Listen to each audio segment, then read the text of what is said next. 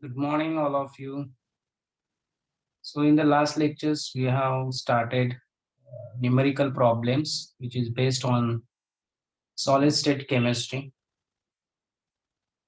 Uh, this is a problem that is Weiss indices of crystal planes are 1, 1 by 2, 3 by 2, 3 by 2, and they ask what are its Miller indices. Its Miller indices.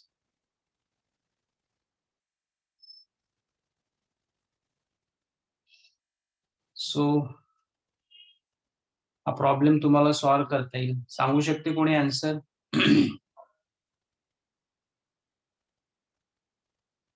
Yes. काय करतोय आपण? पहिल्यांदा ABC असा column तयार करतोय. ABC काय? It is a coefficient of Weiss indices. तुमचा intercept जो असतोय त्याचे कोइफिशियंट्स म्हणजे तुमचे ABC, right? So then this is the plane. जे प्लेन तुम्हाला दिलेले आहे ते एबीसी काय आहे तर 1 by 2. This is the coefficient of your planes 3 by 2. Now, हा तुमचा इंटरसेप्ट आहे. इंटरसेप्ट म्हणजे तुमचे प्लेन्स आहे.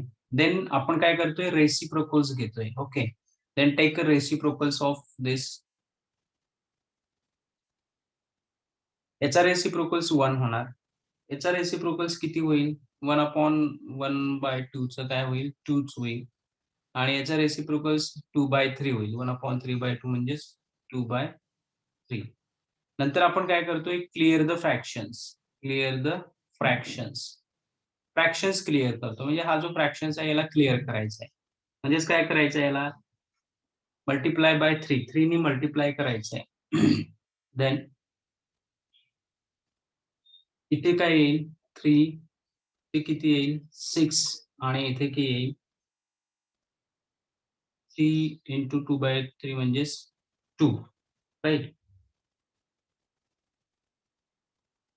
So the Miller indices is Miller indices is किती आहे तर 362. 362. So this is your Miller indices. Okay. In this way we can easily find out the Miller indices. Right? हे तुमचं आन्सर होईल. आलं सगळ्यांचं असं answer? Okay. So the next problem is the glazing angle. The glazing angle for the first order X-rays reflection from a given lattice. The plane is given, that is 8.9 degree, 8 degree.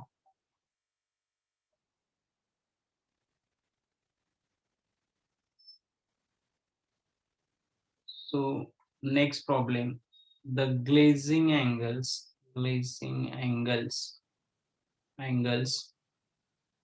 for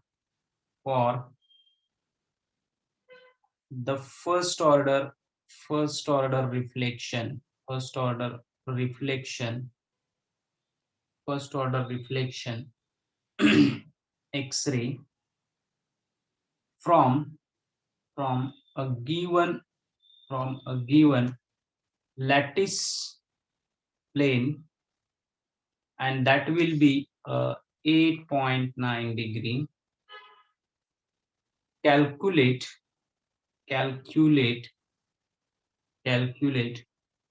the glazing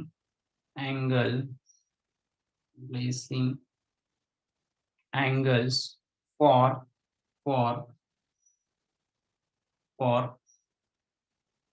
second order for second order and and third order reflection, third order reflection from the same plane, from the same plane. Problems मध्ये आपल्याला glazing angle दिलेला आहे first order रिफ्लेक्शनचा आणि सांगितले काय की calculate the glazing angle for second order reflection and third order reflection. जर अशा पद्धतीचा प्रॉब्लेम तुम्हाला येत असेल की एका प्लेन मध्ये किंवा एका ऑर्डर मध्ये जर तुम्हाला दिलेलं असेल की त्याचं अँगल किती आहे आणि दुसऱ्या ऑर्डर मध्ये त्याचा अँगल काढायला जर सांगितलं असेल तर that kind of problems we solve with the help of these methods, that is the from Bragg's equation.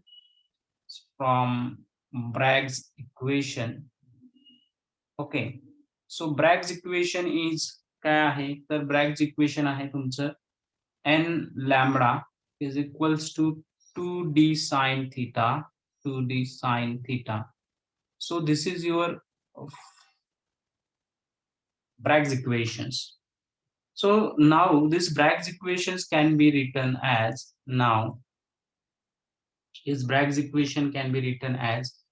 sin theta equal to n lambda upon 2d, n lambda upon 2d. If n and lambda is constant, n and lambda is constant, then sin theta is directly proportional to n. Sorry, lambda and d is constant. Lambda आणि D जर हा constant असेल तर तुमचा sine theta हा directly proportional असतोय तुमच्या N ला किंवा ऑर्डरला. म्हणजेच आपल्याला काय कळायचं इथे काय दिलंय त्यांनी अँगल दिलेला आहे. म्हणजे साइन थीटा म्हणजे काय अँगल असणार आहे, थीटा म्हणजे अँगल आणि एन ऑर्डर कुठल्या याला दिलाय तर रिफ्लेक्शन फर्स्ट ऑर्डर दिलाय आणि सेकंड ऑर्डर आणि थर्ड ऑर्डरला तुम्हाला काढायचा आहे. तो so we can rearrange your Bragg's equations in this way, that is sin theta equals to n lambda upon 2d. So lambda and d is, if it is constant, then if it taken as a constant and then sin theta is directly proportional to the n. म्हणजे जेवढा तुमचं order of reflections हे increase होईल किंवा decrease होईल तसं angle सुद्धा increase किंवा डिक्रीज होईल. So we can solve these problems with the help of these equations. या equations वरून हे problems आपल्याला solve करता येईल. So that is याचा अर्थ असा होतोय की sin theta 1 म्हणजे first order reflections is directly proportional to the n1. Okay, sin theta proportional to n2 and sin theta 3, आता हा theta 2 आहे, हा theta 3 directly proportional to n3. So in this way, if it is write these equations in the form of sin theta 1 upon n1 equals to sin theta 2 upon n2 equals to sin theta 3 upon n3. So therefore sin theta 1 upon 1 is equals to sin theta 2 upon 2. याचाच अर्थ असा होतो म्हणजे जर या इक्वेशन्सला आपण जर या sin theta 2 च्या फॉर्म मध्ये जर लिहिलं तर कसं होईल, हे इक्वेशन हा 2 इथे जाईल याला मल्टिपल होईल म्हणजे sin theta 2 is equals to 2 into sin theta 1. Okay, आता 2 into sin theta 1 म्हणजेच काय तर 2 into sin theta sin, आता थीटा किती दिलाय तर इथं आपल्याला दिलाय 8.9 म्हणजे sin 8.9 डिग्री. आता जर तुम्ही हे sin 8.9 डिग्री हे जर कॅल्क्युलेट केलं तर it will comes that is 2 into 0.9 1547. This will be the value. आणि इंटू 2 आहे तर sine theta 2 is equals to, हे जर कॅल्क्युलेशन्स केलं तर it will comes around 0.3094, right? So this is the value of sin theta 2. आता sin theta 2 ची जर ही व्हॅल्यू असेल तर ही व्हॅल्यू केव्हा येते, जेव्हा तुम्ही sin theta 18 करताय. So just we see here.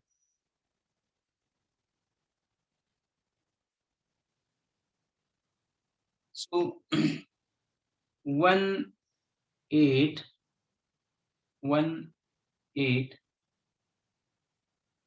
sin किती येते 0.3090, right? So it will comes like this. So that is the value of this one, or of your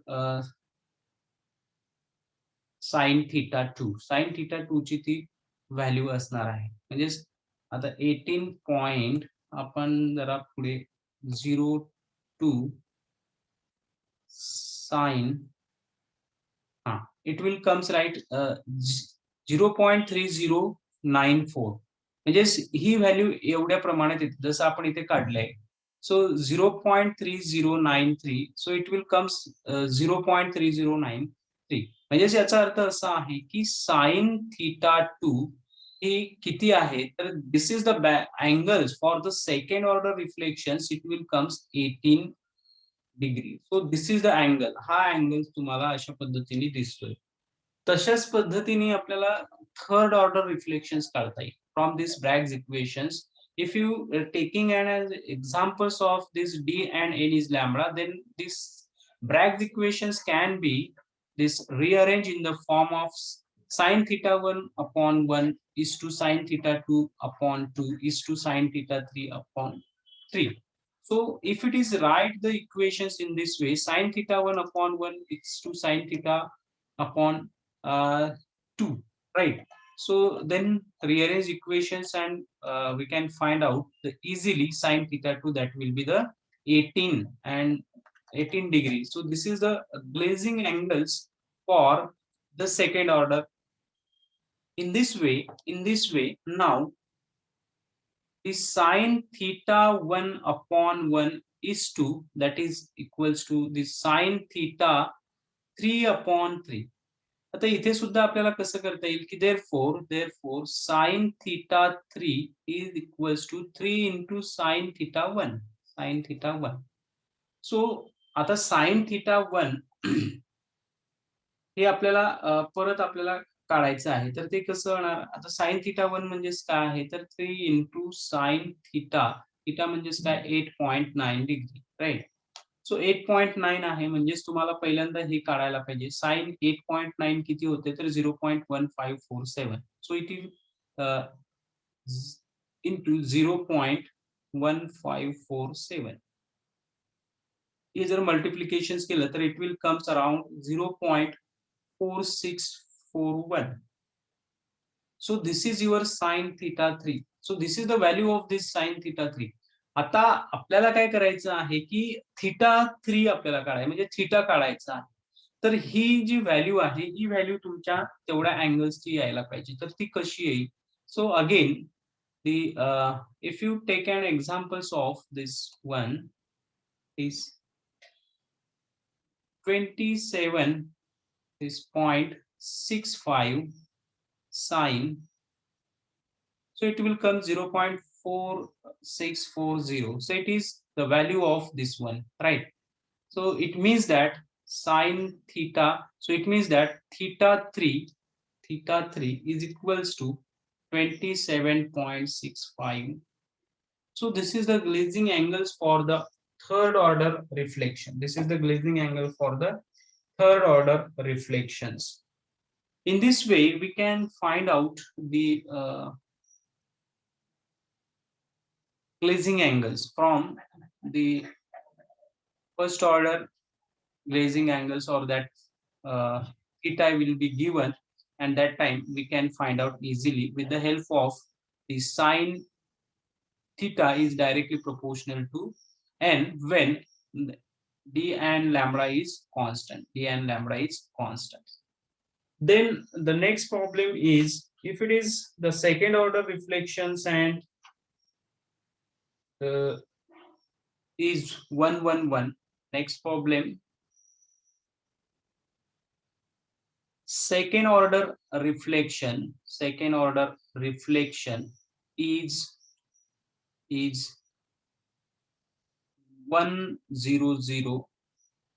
110 and 111 planes, right? In a given crystals are are observed at 11.9 degree, 17.00 and 10.50 degree respectively. What are the type of cubic lattice does the crystal possesses? आपल्याला काय काढायचं आहे की second order reflection त्याने दिलेलं आहे की 3 plain मध्ये तो रिफ्लेक्शन होतोय 100, 110 अँड 111 आणि दिलेलं काय आहे की त्याने अँगल दिलेला आहे त्या प्रत्येक प्लेन्सला. तर 100 ला 11.9 डिग्री, 110 प्लेनला 17 डिग्री अँड 111 प्लेनला 10.15 डिग्री. तर त्यांना विचारायचं आहे की तो क्युबिक लॅटिस कुठल्या टाईपचा आहे, म्हणजे एफसीसी आहे, बीसीसी आहे की सिंपल क्युबिक आहे. So the crystal structures possesses what kind of the cubic lattice. तर हा प्रॉब्लेम सॉल्व्ह करताना आपल्याला रेशिओ घ्यायला पाहिजे. सो फर्स्ट टाइम आपण पहिलं प्रॉब्लेम जसं बघितले तसंच taking the ratio of interplanar distance. The ratio of interplanar distance is calculated as so D100 is to D110 is to D111. आता हे जर तुम्ही रेशो घेतला असेल तर हे म्हणजेच काय आहे D110, D00, D110 and D111 हे काय आहे तर it is the ratio of sin θ1 is the sin θ1 upon sin θ2 is to 1 upon sin θ3. हा रेशो म्हणजे 1 upon sin θ1 is to 1 upon sin θ2 is to 1 upon sin θ3. Okay. नाव आता हे जेव्हा आपण म्हणतोय त्यावेळेस θ1 आपल्याला दिलेला पाहिजे, θ2 दिलेला पाहिजे, θ3 दिलेला पाहिजे. सो θ1 आपल्या प्रॉब्लेम्स मध्ये दिलाय, θ2 पण दिलाय, θ3 पण दिलाय. That time then we can find out the sin θ किती आहे तर 11.90 डिग्री. ओके. 1 अपॉन sin θ2 दिलेला आहे तो किती आहे 17.00 degree, right, is to 1 upon sin θ3 that is 10.50 degree. आता जर ह्या values sin 11.9, sin 17 and sin 10.15 काढलं तर it will comes upon this 1 upon 0.2062 is to 1 upon 0.2923 is to 1 upon 0.1822. ह्या व्हॅल्यूज आपल्याला मिळतात. जसं आपण आता बघितली एक कुठली तरी काढून बघूया. साइन 17 बघा, 17 किती येईल तर 17.00 आहे तर त्याचा साइन किती येतोय तर it will comes 0.2923. So this is the value 0.2923, right. Same way हे आपल्याला काढता येईल, हे पण काढता येईल. So it will comes 1 upon this, 1 upon this, 1 upon this. So now, if it is we get these values, then multiplying by 0.2062, 0.2062, म्हणजे ह्या व्हॅल्यूजने याला मल्टिप्लाय करायचं. मल्टिप्लाय केलं तर काय होईल की 0 point multiply by 0.2062,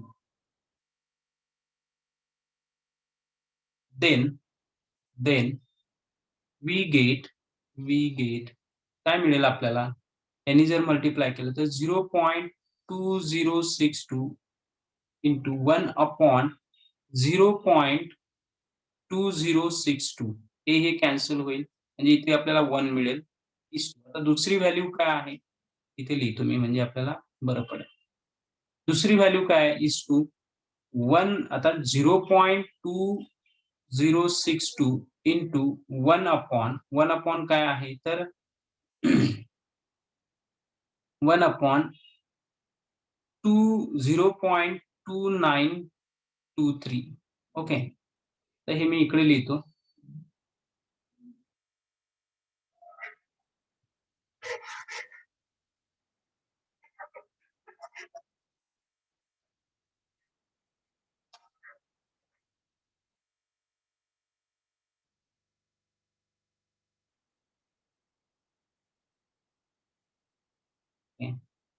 so 0.2062 into 1 upon किती आहे ते 0.2923. आता हे जर तुम्ही मल्टिप्लिकेशन किंवा हे केलं तर it will comes that is 0. म्हणजे पहिली व्हॅल्यू आपली 1 आली, दुसरी किती तर दुसरी व्हॅल्यू 0.705 इज टू, आणि तिसरी व्हॅल्यू काय आहे तर 0.2062 इंटू 1 अपॉन that is 0.1822. आता ह्या प्रत्येकांच्या जर तुम्ही कॅल्क्युलेशन्स केल्या, तर हे आहे म्हणजे याला इंटू केलं म्हणजे हे काय 0.2062 डिवायडेड बाय दिस वन. ते जर आपल्याला काढायचं असेल तर कसं होईल, तर इट विल कम्स. आता ही जी व्हॅल्यू तुम्हाला काढायची आहे 0.2062 डिवायडेड बाय 0.1822. आता ही किती येते तर 1.13, म्हणजेच आपल्याला तिसरी व्हॅल्यू किती येते 1.13, 1.1317 लाईक दिस. सो ही पण आपल्याला मिळेल, याच्यावरून ही आपल्याला मिळालेली आहे. म्हणजेच कसं ते it will comes this.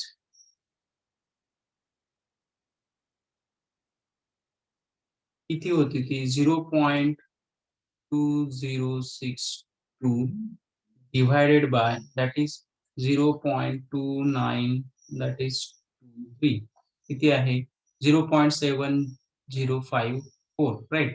So this is the value it will comes. So 1 is to 0.705 is to 1.13. आता ही जी व्हॅल्यू आलेली आहे, this value it is the value for D100 is to D1110 is to D111. मग ही जी value आहे ही कशाची आहे 1 is to 0.705 is to 1.1317. So this is the standard values for BCC. This is the standard values for uh, sorry, these are standard values for FCC. These are standard values for FCC. ही कशाची standard value आहे, FCC ची standard value आहे का, कारण आपल्याला माहित आहे की 1:1/√2 is to 1/2/3. So this is the values for FCC, and therefore the given ratios or this ratio is similar to ratio of the FCC, and it corresponds to the ratio of this FCC lattice. So the given crystal lattice or the given crystal possesses the FCC cubic structures. तो FCC दिलेल्या क्रिस्टल्समध्ये हा FCC cubic lattice आहे असं आपण सांगू शकतो. So in this way we can find out any kind of the problems. आपण आता एन सुद्धा काढू शकतोय, पी सुद्धा काढू शकतोय, लॅम्बडा सुद्धा काढू शकतोय, साइन थिटा आपल्याला काढता येते आणि त्याचं स्ट्रक्चर सुद्धा आपल्याला सांगता येते. So all the problems it is totally based on the Bragg's equation. हे सगळेच्या सगळे ब्रॅग्स इक्वेशन आहे. याच्यापेक्षा थोडंसं वेगळं म्हणजे मिलर इंडायसिस आहे, जे की सिंपल प्रॉब्लेम्स आहे. इथे तुमचे प्रॉब्लेम्स बऱ्यापैकी संपलेले आहे. याच्यात फार जास्त कठीण प्रॉब्लेम्स नसतात. हे जे आता जे प्रॉब्लेम सांगितले ना, याच्यापेक्षा वेगळं काहीच विचारत नाही. Okay. So the solid state chemistry, this theoretical part and the numerical problem is over now. म्हणजे तुमचा आता माझ्याकडे असलेला सिलेबस संपलेला आहे, कारण डिस्ट्रीब्युशन लॉ हा तुमच्या या सेमिस्टरला आहे, पण विद्यापीठाने ते डिलीट केला या म्हणजे कोरोनाच्या याच्यामुळे ते डिलीट केलेलं आहे. मी कन्फर्म करेल आणि परत तुम्हाला सांगेल की ते आहे किंवा नाही. मी कन्फर्म करतो आणि सिलेबस बघतो, युनिव्हर्सिटीचं सर्क्युलर बघतोय आणि कन्फर्म करून तुम्हाला सांगतो. जर ते असेल तर मग आपण नेक्स्ट टॉपिक डिस्ट्रीब्युशनला नेक्स्ट लेक्चर्स पासून सुरू करूया. पण जर नसेल तर दोन्ही टॉपिक वरती केमिकल कायनेटिक्स आणि सॉलिड स्टेट वरती आपण साधारण 2-3 तरी ऑनलाईन टेस्ट आणि काही ठराविक कन्सेप्ट वरती मी तुम्हाला असाइनमेंट्स देईन. म्हणजे ठराविक कन्सेप्ट जे असेल त्याच्यावरती तुम्हाला असाइनमेंट्स देईन. त्या असाइनमेंट्स कंप्लीट करा.